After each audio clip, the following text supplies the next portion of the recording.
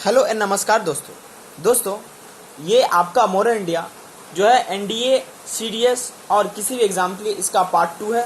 और इस वीडियो में दोस्तों हम बात करेंगे जो बाकी आगे का पार्ट है। हम अभी दोस्तों लेक्चर कौन सा कवर कर रहे हैं, हम अभी लेक्चर कवर कर रहे हैं कि किस तरह से धार्मिक समाज सुधारक हमारे भारत में उनका आगमन हुआ या उनका जैसे क्या बोलते हैं उसको राइजिंग हुआ, और वो किस तरह से हमारे भारत में समाज के हर एक स्तर को ठीक किया, जैसे कि विडो रीमैरेज, अनटचेबिलिटीज, इस सब पे उन्होंने कैसे वर्क किया। अभी तक हम लोगों ने बहुत सारी इंपॉर्टेंट पर्सनालिटीज देखे, जैसे कि दोस्तों जैसे मैं अगर पर्सनालिटी की बात करूं दोस्तों, इस मेथड से मैं वीडियो क्यों बना रहा हूं, इसका एक रीजन है क्योंकि मेरा जो है दोस्तों कैमरा जो जिसपे क्या बोलते हैं उसको मोबाइल स्टैंड वो टूट गया है। वो जब आएगा तो फिर हम फेस वाला वीडियो बनाएंगे, ठीक है।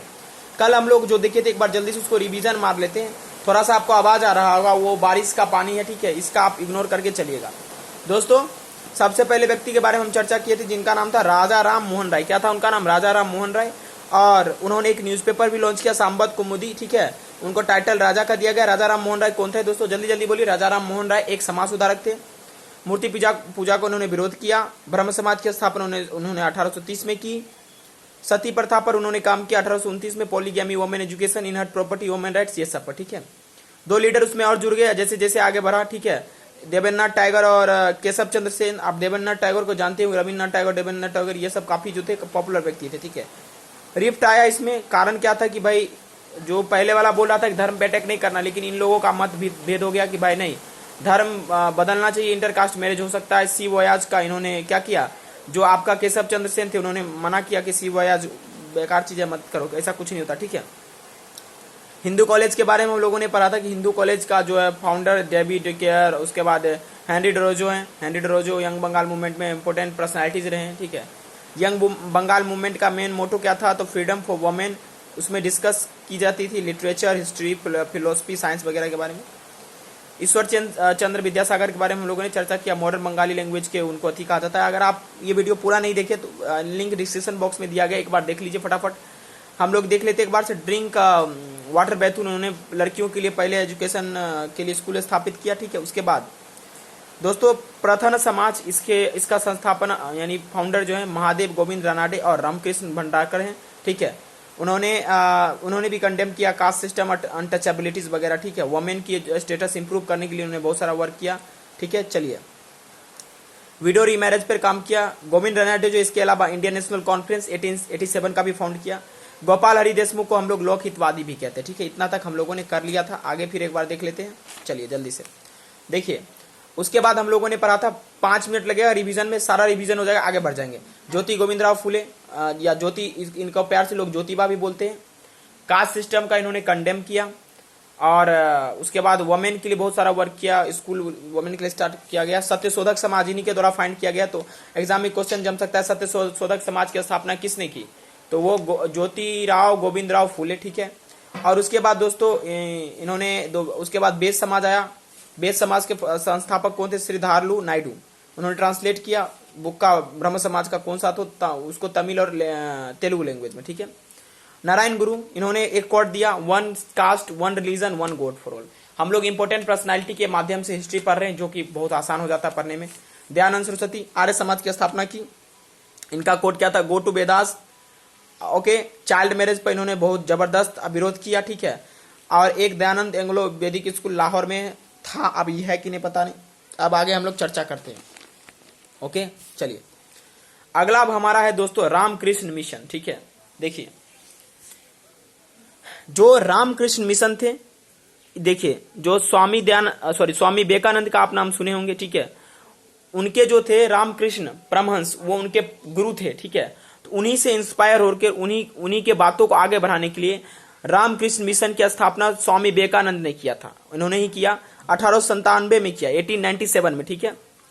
इनका यानी कि रामकृष्ण मिशन का मेन मोटो क्या था? तो रामकृष्ण मिशन का मेन मोटो था दोस्तों, the best way to serve God is to serve mankind, ठीक है। अगर आप ईश्वर की सेवा करना चाहते हैं, अगर ठीक ढंग से यानी अच्छे तरीका से ईश्वर की सेवा करना चाहते हैं, तो आप मानवता की सेवा कीजिए, ईश्वर की वही सेवा। ये किसका कहना है? रामकृष्ण मिशन का। 1893 में इन्होंने पार्टिसिपेट किया all world religious conference Chicago USA में। शिकागो का तो भाषण आप सुने ही होंगे विवेकानंद सर का, ठीक है। चलिए तो आपको यहां तक क्लियर होगा। ये सारा अभी जो आपने देखा ये सारा हिंदू मूवमेंट था। क्या था? हिंदू मूवमेंट, यानी हिंदू लोगों द्वारा उठाए गए मूवमेंट, ठीक है।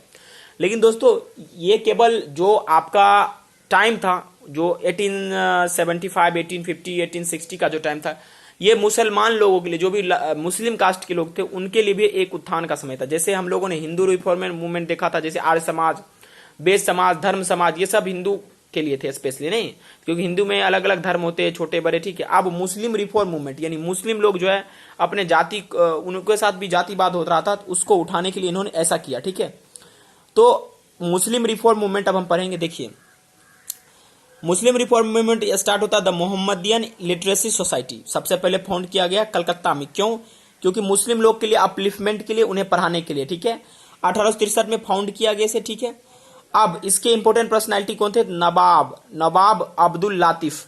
इन्होंने वर्क किया प्रमोटिंग क्या? हिंदू मुस्लिम यूनिटी, ठीक है। एग्जाम में क्वेश्चन आ सकता है कि हिंदू मुस्लिम यूनिटी को प्रमोट किसने किया? हालांकि हिंदू मुसलमान की एकता अभी कोई लोग बात नहीं करते। जितने भी पॉलिटिकल पार्टीज होते हैं वो चाहते हैं कि हिंदू मुस्लिम को लड़ाकर हम वोट ले ले, बल्कि जितना इस देश पर हिंदू का अधिकार उतना ही कहीं ना कहीं मुस्लिम भाई का, और जो भी जाति जिन्होंने देश के आजाद करने में पार्टिसिपेट कराया। तो उस समय नवाब अब्दुल लातिफ थे, उन्होंने क्या किया? लोगों को प्रमोट किया हिंदू और मुस्लिम दोनों की। देखिए, हम लोग भाई भाई हैं, भाईचारा होना चाहिए, हम लोगों में यूनिटी होना चाहिए। उनका नाम था नवाब अब्दुल लातिफ। अगर एग्जाम में क्वेश्चन जमता है कि किसने कहा कि यूनिटी होना चाहिए हिंदू और मुस्लिम में, ठीक है, तो नवाब अब्दुल लातिफ। अब आते हैं पार्ट 9 पर। ये इंपोर्टेंट पर्सनालिटी जिनका नाम है सैयद अहमद खान। सैयद अहमद खान क्यों इंपोर्टेंट है? तो सैयद अहमद खान, इन्होंने ट्रांसलेशन सोसाइटी का स्थापना किया। कब? 1864 में। कब किया गया? 1864 में। ये ट्रांसलेशन सोसाइटी करता क्या था हम बताएंगे अभी तुरंत, ठीक है। देखिए, इसी ट्रांसलेशन सोसाइटी का नाम दे दिया साइंटिफिक सोसाइटी। इस सोसाइटी का मेन वर्क था किस तरह से लोगों को अपलिफ्ट किया जाए शिक्षा के प्रति, ठीक है।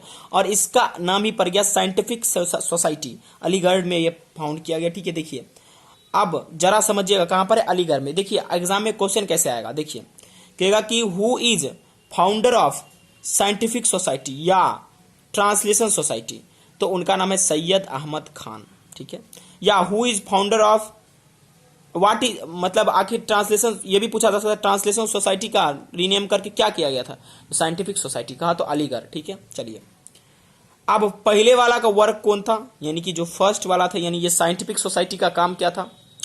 तो साइंटिफिक सोसाइटी जो किया था वो उर्दू ट्रांसलेशन को इंग्लिश में बुक में बदल देता था। इसका मतलब जो लोग उर्दू नहीं जानते वो इंग्लिश में पढ़ सकते, ठीक है। अब इस ट्रांसलेशन सोसाइटी का अचीवमेंट क्या था, या साइंटिफिक सोसाइटी का? तो इन्होंने Mohammedan Anglo oriental college Aligarh 1875 में इसके मदद से बना, यानी कि इसकी नींव जो है एक बड़ी कॉलेज की स्थापना कर दी, ठीक है। तो ऐसा पूछा जा सकता है कि मोहम्मदियन एंग्लो ओरिएंटल कॉलेज किससे इंस्पायर था या किसके मदद से आगे चल के कॉलेज बना? तो साइंटिफिक सोसाइटी, ठीक है। 1875 में अलीगढ़ में ये फाउंड किया गया, ठीक है। ओके, चलिए दोस्तों, ओके, चलिए हम आगे इसको समझते हैं। इस तरह से हम इसको रैप कर लेते हैं, मोड़ लेते हैं, ठीक रहेगा। ताकि देखिए MAO इसको हम लोग बोलते हैं, ठीक है। MOA, ठीक है। मोहम्मद एंगोलियन, मतलब क्या था उसका नाम भी मैंने भूल गया, ठीक है। Mohammedan Anglo oriental college, sorry दोस्तों, ठीक है। थोड़ा सा मैं खुद इस नाम भूल गया था, ठीक है। उसके लिए माफ करिएगा, थोड़ा सा हो जाता है, फ्लो में कुछ गलत बोला जाता है। मोहम्मदियन एंग्लो ओरिएंटल कॉलेज, ठीक है। इसका नाम आगे चल के रख दिया गया दोस्तों अलीगढ़ मुस्लिम यूनिवर्सिटी। जो अभी आप अलीगढ़ मुस्लिम यूनिवर्सिटी देखते हैं, कहीं ना कहीं ये साइंटिफिक सोसाइटी का ही देन है। तो अलीगढ़ मुस्लिम यूनिवर्सिटी किसका देन है? एग्जाम में पूछा जा सकता है, साइंटिफिक सोसाइटी का, ठीक है। दोस्तों, अलीगढ़ मूवमेंट बहुत ही पॉपुलर मूवमेंट था, ठीक है। इस मूवमेंट में क्या किया गया कि मुस्लिम लोगों के, खास करके जो मुस्लिम लोग हैं, उनके शिक्षा पर ध्यान दिया गया और उनको अपलिफ्ट किया गया, ठीक है। The movement of Muslim awakening associated with the Syed Ahmad Khan and MAO college came to known as Aligarh movement, ठीक है। तो पूछा जा सकता है कि व्हाट इज अलीगढ़ मूवमेंट, आपको ऑप्शन दे दिया जाएगा। तो जो मूवमेंट मुस्लिम को राइज करने के लिए, उनकी जागरूकता को बढ़ाने के लिए लाया गया, किसके साथ मिलकर? तो सैयद अहमद खान और MAO कॉलेज, जब सभी लोग उसके कंबाइन हुए तो उसी मूवमेंट को अलीगढ़ मूवमेंट भी बोला जाता है, ठीक है। अब पार्ट 10 पे आते हैं। उस इंपोर्टेंट पर्सनालिटी का नाम है दादा भाई नौरोजी, ठीक है। क्या नाम है? दादा भाई नौरोजी। जन्म 1825 में होता है और 1917 तक इनका कार्यकाल होता है, उनके बाद इनकी मृत्यु होती है। उसके बाद देखिए, ये पारसी कम्युनिटी से बिलोंग करते थे और एक जनरल इन्होंने स्टार्ट किया, ठीक है, पत्रिका स्टार्ट की जिसका नाम था क्या नाम था, रस्ट गौफ्तर। एग्जाम में आ सकता है कि रस्ट गौफ्तर किसकी पत्रिका थी, तो दादा भाई नौरोजी, और 4 ऑप्शन 3 ऑप्शन दे सकते हैं, ठीक है। क्लियर दोस्तों, आगे चल के हम पढ़ेंगे दादा भाई नौरोजी के बारे में। और दोस्तों दादा भाई नौरोजी के बारे में एक बात जान लीजिए, ये जो थे बहुत ही इनको ग्रैंड ओल्ड मैन भी बोला जाता है और ये बहुत ही पढ़े लिखे थे। आगे चल के हम आपको बताएंगे दादा भाई नौरोजी के बारे में, इंग्लैंड में इनका क्या असर था, भारत में क्या असर था, ठीक है, इन्होंने किस तरह से जो अलग अलग जो है ड्रेन थ्योरी लेकर दिया इकोनॉमी में, बताएंगे हम। अभी अभी नहीं आगे पढ़ेंगे और बहुत सारा अभी नोट्स में जानकारी रखने के लिए, ठीक है। अभी थोड़ा थोड़ा हम जैसे जैसे टाइम बढ़ा, तो ये 1892 की बात है दोस्तों, अमृतसर में खालसा कॉलेज की स्थापना हुई, ठीक है। देखिए मैंने क्या बोला, पहले हिंदू अवेकनिंग हुआ, हिंदू लोगों ने पहले अलग अलग ऑर्गेनाइजेशन की स्थापना की, लोगों को शिक्षित करने के लिए, लोगों को धर्म संकट से निकालने के लिए। उसके बाद मुस्लिम भाई लोग आए, उसके बाद अब बारी है किसकी, अब बारी है सिख भाई लोग की, ठीक है। तो खालसा कॉलेज की स्थापना हुई अमृतसर में, ठीक है, 1892 में। और किसके एफर्ट से, तो सिंह साहब एंड ब्रिटिश भी इसमें हाथ दिए थे लेकर, ठीक है। इसमें अब गुरुद्वारा मूवमेंट, ठीक है, ये भी स्टार्ट हुआ। गुरुद्वारा मूवमेंट शिरोमणि गुरुद्वारा, ठीक है, प्रबंधक, ठीक है, कमेटी के द्वारा, ठीक है, स्टार्ट हुआ। शिरोमणि गुरुद्वारा प्रबंधक कमेटी के द्वारा स्टार्ट हुआ, ठीक है। अकेली दल मतलब ये जो आपका फर्स्ट वाला था, यानी गुरुद्वारा को जो है इसको सिख कम्युनिटी को गुरुद्वारा मूवमेंट को हैंड ओवर कर दिया गया, ठीक है। ये ज्यादा उतना इंपॉर्टेंट नहीं गुरुद्वारा मूवमेंट, ठीक है। तो ये नोट्स इसलिए मैंने दे दिया कि ज्यादा इंपॉर्टेंट नहीं है, इसके बारे में ज्यादा चर्चा नहीं करेंगे, बस खालसा कॉलेज इंपॉर्टेंट था, ठीक है, और दादा भाई नौरोजी इंपॉर्टेंट थे, ठीक है। क्लियर दोस्तों, चलिए आगे हम लोग देखते हैं। अब दोस्तों अब बात आती है 1872 की है ये, ठीक है, जब एक लॉ पास किया गया, कौन, इंटरकास्ट मैरिज के लिए, ठीक है। और 1891 में दोस्तों इसका जो मतलब बहुत ही मतलब 1891 में डिस्करेजिंग चाइल्ड मैरिज के बाद में हो गया, ठीक है।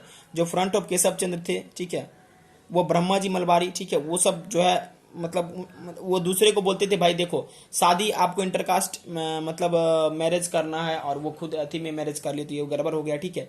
तो देखिए ये भी ज़्यादा इंपॉर्टेंट नहीं है उतना, ठीक है, जो इंटरकास्ट मैरिज ये ज़्यादा इंपॉर्टेंट है, इसके लिए हम लोग चर्चा नहीं करेंगे ज़्यादा, ठीक है। जो इंपॉर्टेंट है वो बताते हैं आपको, ठीक है। देखिए 1929 की बात है, उस समय शारदा एक्ट को पास किया गया। किसको पास किया गया, शारदा एक्ट को।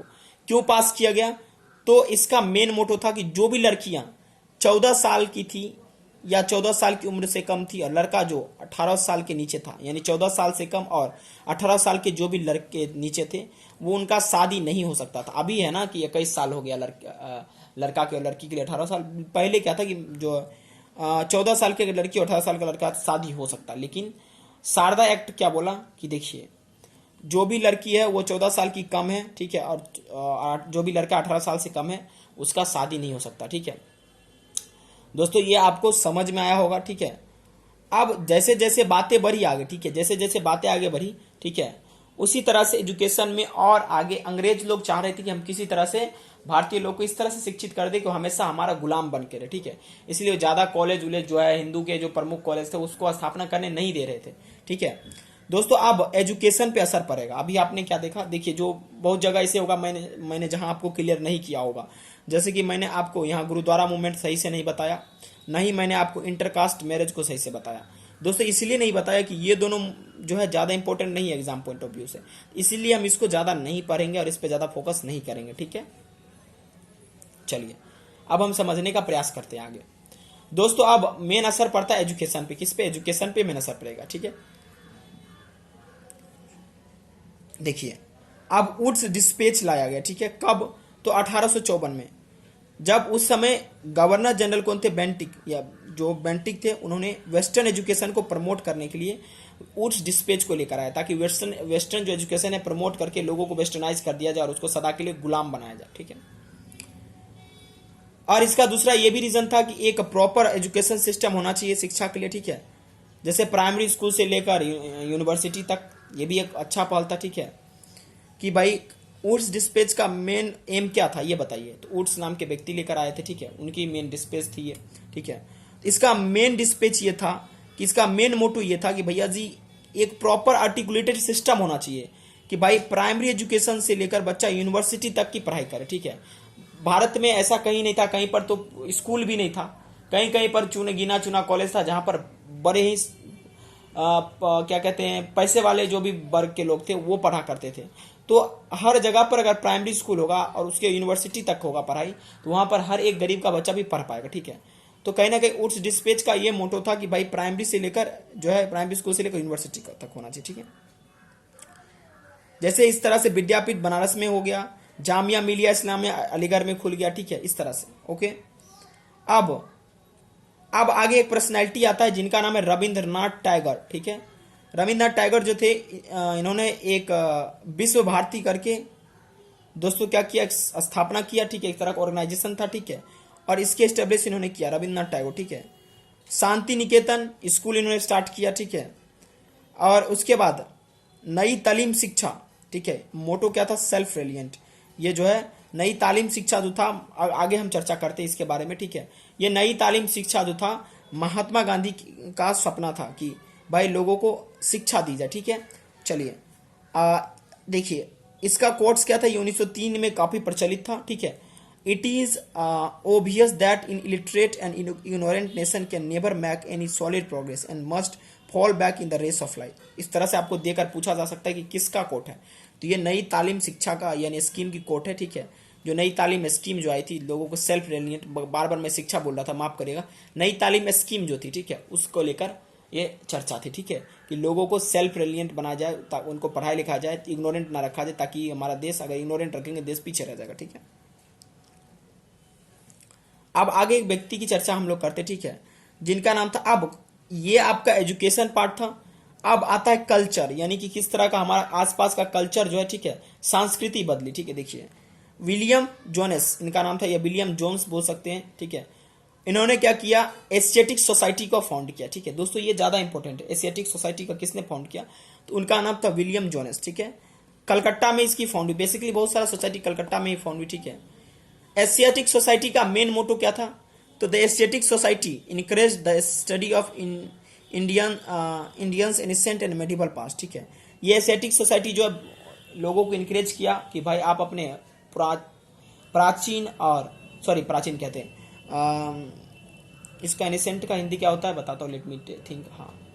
हाँ प्राचीन तो होता है, प्राचीन एंड मेडिवल पास्ट, ठीक है। यानी कि प्राचीन और मेडिवल का मतलब जो बीच वाला होता है पास्ट का, जैसे कि जिसमें मुगल वुगल था, ठीक है। यानी कि मेडिवल का हिंदी क्या होता है, मॉडर्न, आधुनिक, मेडिवल, अरे यार पता नहीं, हिंदी में नहीं पता, ठीक है। तो मेडिवल पास्ट जो था उस पे इन्होंने काम किया, ठीक है। ओके दोस्तों, क्लियर है बातें। देखिए सबसे इंपॉर्टेंट बात है दोस्तों, मेडिवल का हिंदी मुझे पता नहीं, ठीक है। अगर आपको पता है तो मुझे कमेंट करके बताइए, माफ करिएगा, क्योंकि मध्यकालीन भारत याद आ गया, मध्यकालीन भारत, ठीक है। देखिए पहले वाला का वर्क यानी विलियम जोनेस बहुत ही ज्यादा इंपॉर्टेंट व्यक्ति थे, क्यों अपने इतिहास के हिसाब से, तो क्योंकि दोस्तों एक चीज देखिए, ये इंपॉर्टेंट व्यक्ति क्यों थे, विलियम जोन्स जो थे इंपॉर्टेंट व्यक्ति क्यों थे, या जोनेस इंपॉर्टेंट व्यक्ति कौन थे, क्यों थे, तो इन्होंने क्या किया, कालिदास का जो है, ठीक है, अभिजान शकुंतलम एक बुक था, उसे उन्होंने क्या किया, इंग्लिश में इसे ट्रांसलेट किया, ठीक है। इस बुक को इन्होंने इंग्लिश में ट्रांसलेट किया, याद रखिएगा कि अभिजान शकुंतलम, ठीक है, इस बुक को इंग्लिश में ट्रांसलेट किसने किया, तो जिसने एशियाटिक सोसाइटी को फाउंड किया उसी ने किया, उसका नाम था विलियम जोन्स, ठीक है, या जोनेस, ठीक है। नाम में दोस्तों थोड़ा सा डिफर कर सकता है, इसके लिए मैं माफी चाहूंगा दोस्तों।